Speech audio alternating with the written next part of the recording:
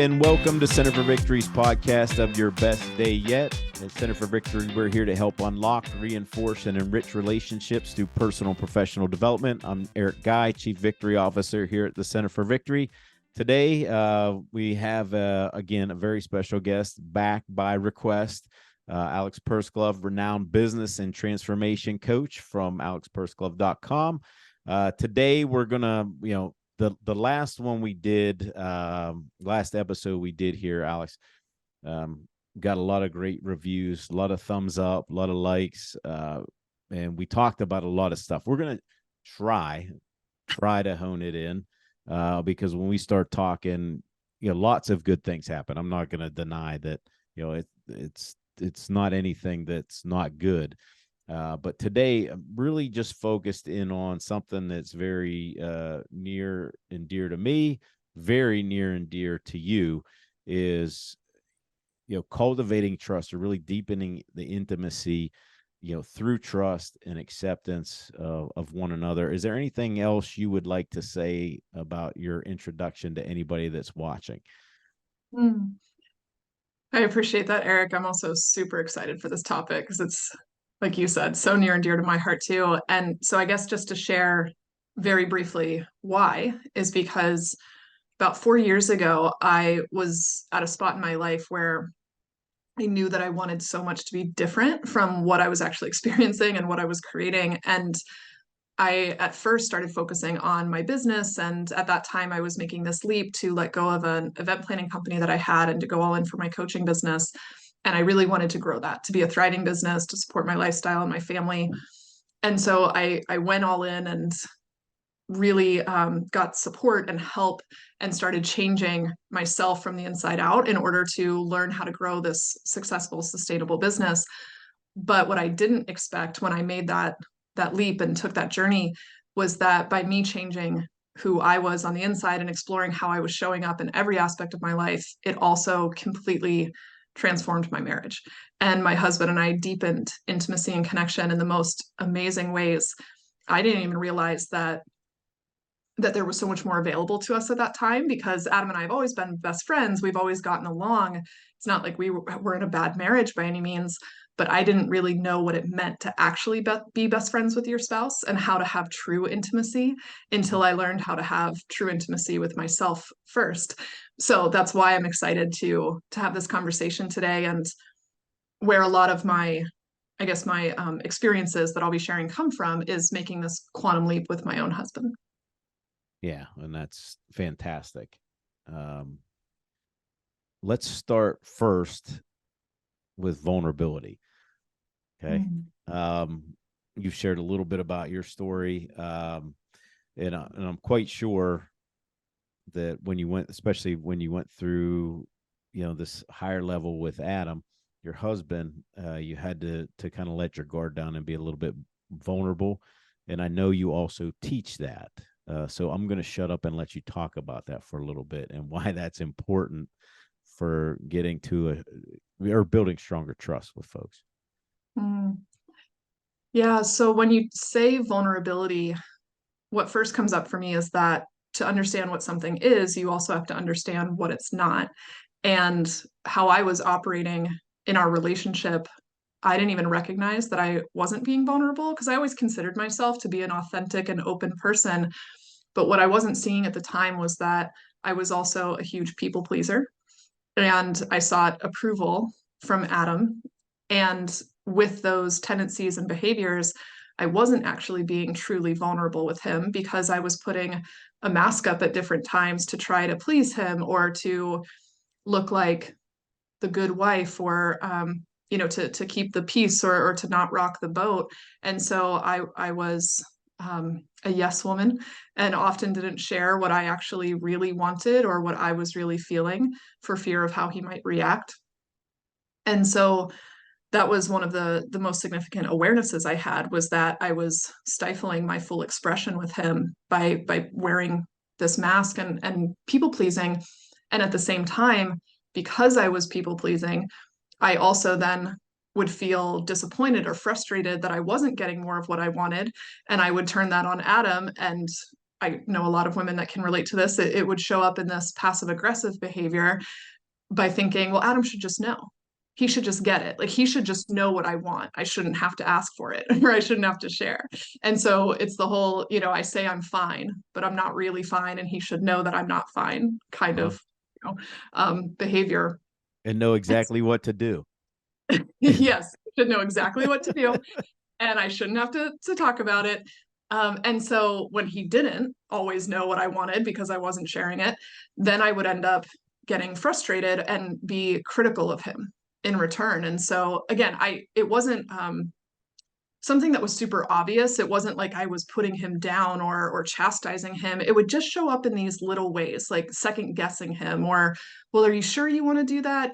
Are you really sure you need to go to jujitsu tonight? You've been there 4 times and I thought we'd go to dinner, but if you have to go, that's fine. That's totally fine. But it wasn't fine. And it was judging him for going to jujitsu because I wasn't being honest about what I actually wanted. And then also was trying to control his behavior without being obvious about it. So all of that prevented us from really being truly deeply seen with each other because I wasn't allowing myself to be. So when I learned how to put aside my people pleasing and to start vocalizing what I actually really wanted while also making space for what he wanted and inviting him to share what he actually really wanted, it changed everything. I mean, that was the first catalyst that just ignited us having this deeper relationship. Within a couple months of me working on this new way of communicating, Adam had shared with me that he had never felt more loved before and more accepted in our whole relationship than he had over the last few months. And I really believe it was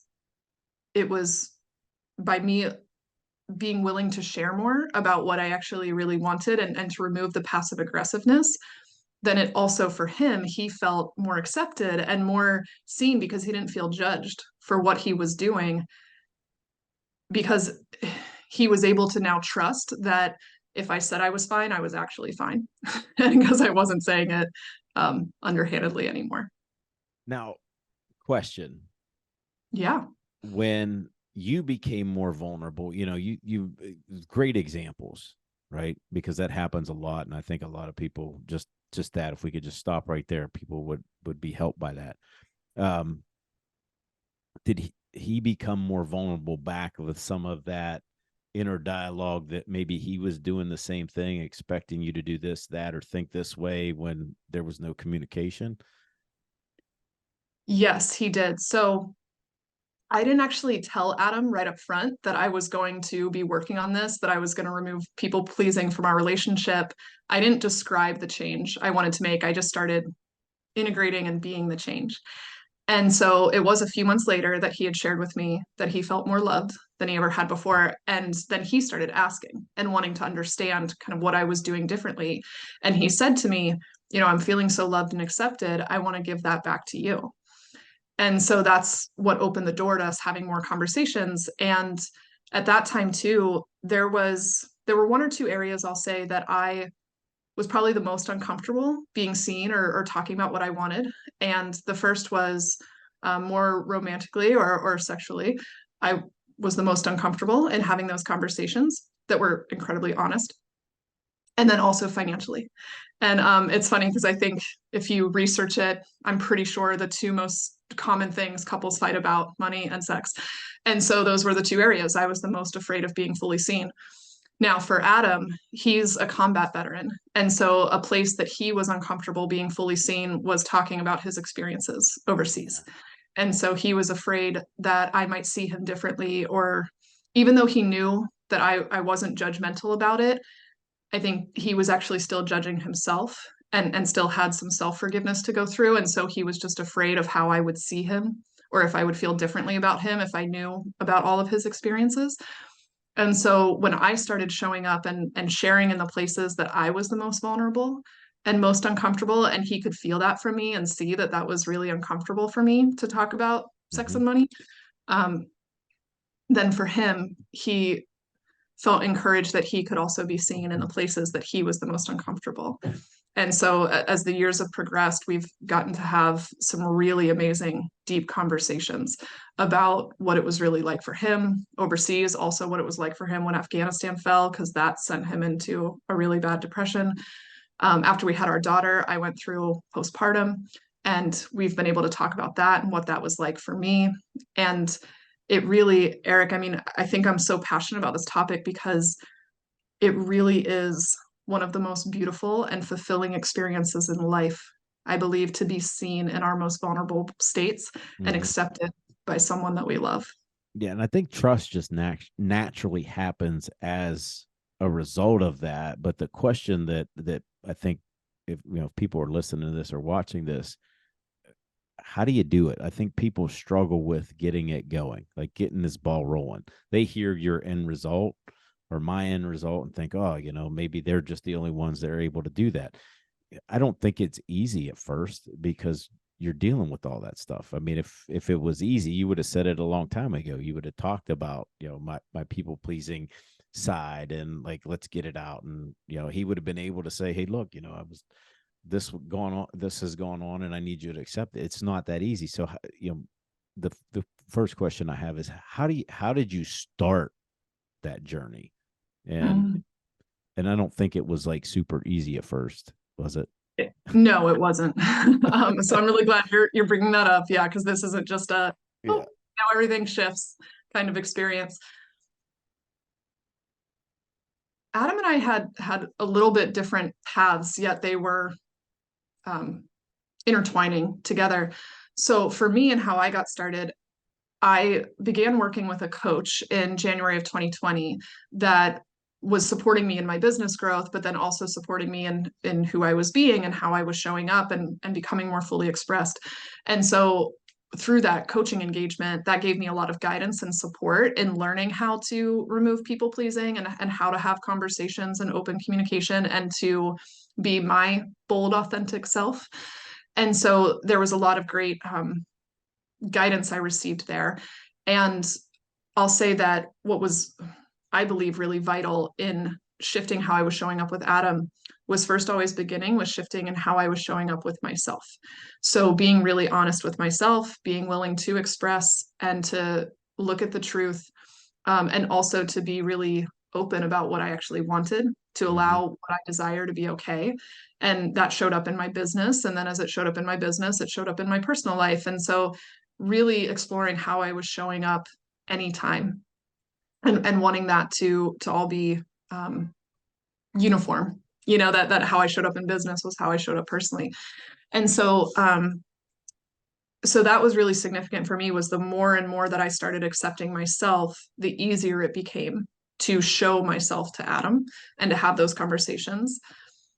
And I think too, something that was really an important piece of this was also checking in on Adam's capacity and Mm. asking,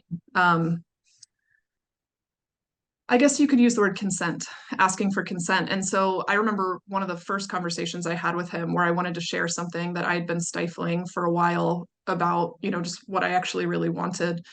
And I sat down and said to him, hey, there's something I really want to talk to you about, and it's significant. It's something I've never shared with you. It's something that's important to me. On a scale of 1 to 10, what's your capacity to hear this right now? And that was really important because if I had, Adam had walked in the door from work after a busy, stressful day, and if I had just dumped all that on him and been like, hey, guess what? I need to tell you this thing that I've been thinking about for 3 years and I haven't talked to you about yet, that might not have gotten the wonderful reaction that I actually got when I had the conversation with him. So learning how to check in with each other and learning what our capacities are, because our capacities are different, was really important. And then for Adam, like I mentioned, he went on this different journey after Afghanistan fell, and he was in a really challenging place. He actually ended up getting involved in some psychedelic healing therapies, and it was so healing for him. And so as he healed his own trauma and started to release his PTSD and actually found real peace and forgiveness with himself, then he had so much more capacity to share with me and to also receive from me as well. So we both kind of worked with different mentors and guides and had different experiences to find healing within ourselves. And as we were each doing that individually, then when we came together as a couple, it just really became so much more powerful in us being able to share with each other, because I really think that to be able to trust another person, you have to start with trusting yourself. You have to trust that you've got your own back, that you will always be okay. Trust that you being seen and who you really are is good enough and valuable and worthy. And so once you trust that, it makes it a lot easier to be able to share with another person. So you did your internal work to do the work together. Mhm. I would just want to emphasize, and I'll probably emphasize this when we wrap up too. I love if folks have didn't not hear that. One Mhm. of the thing I think is that's a tool, is just to check in with one another and say, what is your capacity to handle this? Like, I love that. I mean, I really, I don't know if you caught me like uh smiling there, but I think that's such a just Good. a good check in, just to say, like, because that's a lot of times what happens. I mean, we get somebody when they're just out of work, or just got done watching the kids, or just it's like boom, right? It Mhm. It's like, oh, that wasn't the best time to do that. Like, Right. And then we take it personally and think that, oh, it's about us when it really has nothing to do with us. It's that they had a bad day at work and they just couldn't receive, right? It's okay for us to not always be open I and just love available. that. I love that. I Oh, love good. the setup of that. Just to check, it's a good check in. Like, for Mhm. anything, really. I mean, I know this is the topic we're talking about, but like, what's your capacity right now? Oh yeah. Adam and I Like, do that all the time. Not even it doesn't always have to be for the deep, yeah, heartfelt conversations. You know, there's times where we need to make a quick budget decision. And again, he's walked in the door and hey, I have a quick question about, shifting some budget stuff. What's your capacity? You available for it? And sometimes he's a yes and sometimes he's a no. And if they're a no, what's helpful is to then set a time. yeah, Okay, so when would you be available for this? Oh, let's talk about it tomorrow over breakfast. So it is helpful if you're a no to let your partner know when you're available so that they don't feel like it doesn't matter to you. yeah. So, are there other things like that you can think of? I know I'm kind of putting you on a spot there, but that was, I think, so useful to so many people. Are there Yeah. other things that you guys like use that are like little tips like that you could tell people, kind of, here's how we did it? Because again, these conversations, if they were easy, everybody would be doing them, and then we wouldn't have the issues that we do, especially like in marriage. But Mhm. I'm just thinking of taking that question. Yeah, I work with my wife. I mean, that, but um, just to say, like, where you at right now? You know, Yeah. how full is your bucket? Like, is it like, am I going to Yeah. contribute to something here, and just like, am I going to be the spark that ignites, a fire that's going to burn out of control here, or should we handle this for tomorrow? But are there any other tips like that could really foster that deeper vulnerability, that create more intimacy and trust in relationships? Yes, I have two coming to mind specifically Okay. that I think would be most relevant here. So first I'll share the I guess the format you could say for the statement I sort of came up with and memorized for myself when I was first working on removing people pleasing and being honest about what I want while also removing the judgment or criticism from Adam. And so the statement I often used was, my preference is that we do XYZ, and I have space for how you really feel about this too. Or, and I'm open to what you actually really want. So, for example, I mentioned jujitsu earlier. We share this example all the time because this was actually Yeah. one of the things we Yeah. fought about a lot. Yeah. And it wasn't, again, it wasn't this huge, Yeah. massive, deep thing, right? It was just the daily stuff that comes up with couples. So, for instance, if he was going to go to jujitsu again and I wanted to go to dinner, I would say to him, oh, thanks for letting me know you wanted to go to jujitsu. My preference would really be to go to dinner tonight. You know, I've had a long week. We haven't seen each other a lot. I'd love to catch up with you over dinner. And I'm open to what you actually really want to. Because when I say that, and I'm open to what you want, it invites Adam to actually be honest. Because if deep down, who knows, maybe Adam also had something really stressful happen at work that week, or, he was especially activated by something going on overseas. And so he felt like he just really needed to get his stress out and go to jujitsu. That was so much more inviting for him to be open about that by saying, and I'm open to what you really want versus, well, all right, if you want to go to jujitsu, it's fine, but I wanted to go to dinner. Now he's feeling judged for his decision, right? Or criticized because he might want something I don't. So that was actually, it was a simple sentence, but just stating your preference and then offering acceptance for what your partner wants to was really impactful. Now, I will say it's important that you actually check in with yourself and make sure you're available for what your partner actually wants, because if you're not, you're back in kind of wearing a mask. So that's part of cultivating within you a desire to see who your partner really is and what they really want while expressing what you really want to. Wonderful. So that was the first tool. Do you want me to go on to the second, or is there anything? Absolutely. No. I'm ready. Oh yeah, go.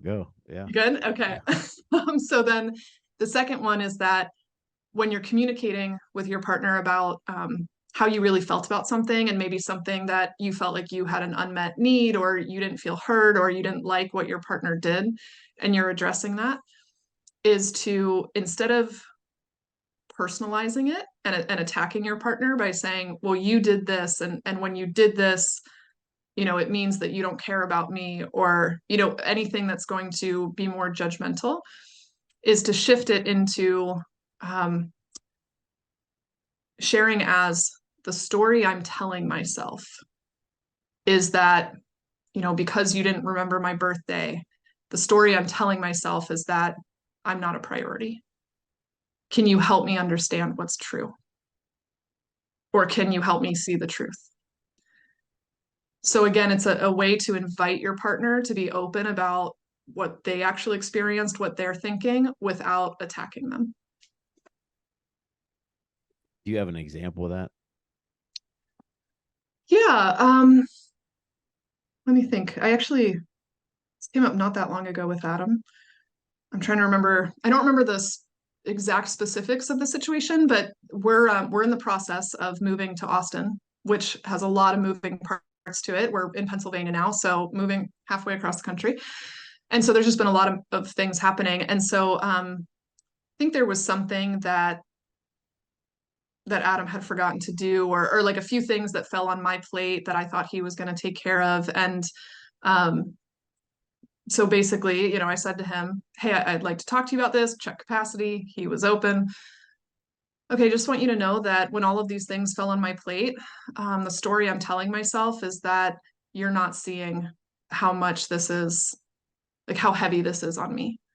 Or the story I'm telling myself is that maybe you don't care. Can you help me see what's true? And that's when Adam came in and said, oh my gosh, Alex, I didn't even realize, I totally forgot about these things. I want you to know the truth is I love and care about you, and I want you to be supported. I also don't feel like I have the time to do these. So what could we do? Can we ask my parents for help? Can we, hire someone to do this? Because I want you to feel supported too. Mm-hmm. So then I got to hear the truth, that it wasn't personal against me. It wasn't that he wasn't caring. He just is also really busy and totally forgot. And then he got to share, I do want you to be supported. So it allows the conversation to it allows you both to, I guess, approach it from a standpoint of it's us against the issue, rather than either one of us being the problem. So instead of you're the problem because you forgot and you put this stuff on my plate that you were supposed to take care of, is me against him, versus, hey, the issue is things got put on my plate that weren't supposed to be there. I'm overwhelmed. How do we address this? What do you actually see? Love it. That's three good, man. That's good stuff, right? Those are probably the three like most common sentences I'll say that I use in our conversations. Well, and I think, this is such a big topic, Alex, is because we don't know how to do this. Like nobody's taught us how to do that. Nobody asked us as kids if we had capacity. I could go on my rant about, sticking kids in a classroom all day long and expect them to come home and do 2, 3, 4 hours of homework. I don't have time for that. I don't have capacity for that. Like, it's ridiculous that we're expecting kids to do that, get the work done there, because then it just bleeds into our culture now that like everybody's burnt out because we're working from 7 a.m. to 7 p.m. Right. But We teach grind. yeah, I love the capacity one. Oh, And I'm I so love, glad. yeah, stating the preference. Again, great. I mean, a lot of what this does is just really takes, especially that last one, just takes all the personalization out of it, and it's going to take the emotion out of it as well. Yeah, well, it helps remove the judgment. So Yeah. I think that when you remove judgment, you're left with acceptance. And I personally believe that acceptance is the pathway to having trust. When you feel accepted by someone, you feel like you can trust that person.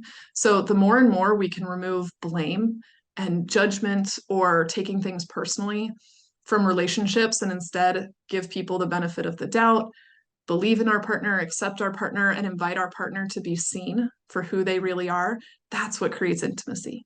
You know, intimacy is, it all comes from really seeing who your partner is and loving them for who they really are, even the not as pretty parts, right? Yeah. Because we all have them. Oh, So, absolutely. yeah, I think so often we teach intimacy in relationships as being performance based. Like the more your partner does for you, or the more they show up without, making mistakes. We don't leave a lot of room for mistakes and allowing people to make mistakes. And I could go off on a whole tangent about that. I'll save Sure it for could. today because I know we said we're going to stick to this topic, but I'll just leave it at the importance of seeing your partner and accepting them for who they are. All right. I think, with that little tidbit, I think that's a good place to cut it off for today. But again, just remind people how to get in touch with you. Yeah, you already said my website, alexpursglove.com. It's a great way to get in touch. I also love connecting with people on Instagram. It's just at Alex Pursglove.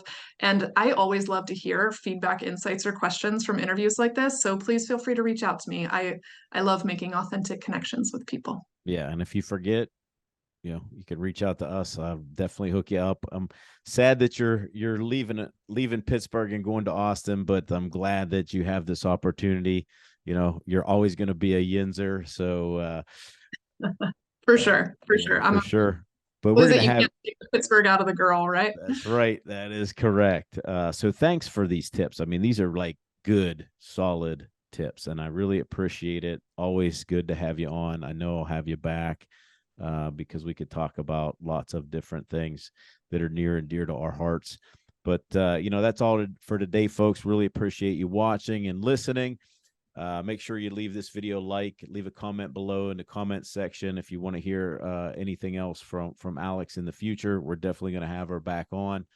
You could check us out at centerforvictory.com. And just remember, wherever you're at, whatever you're doing, make this your best day yet. We'll see you soon.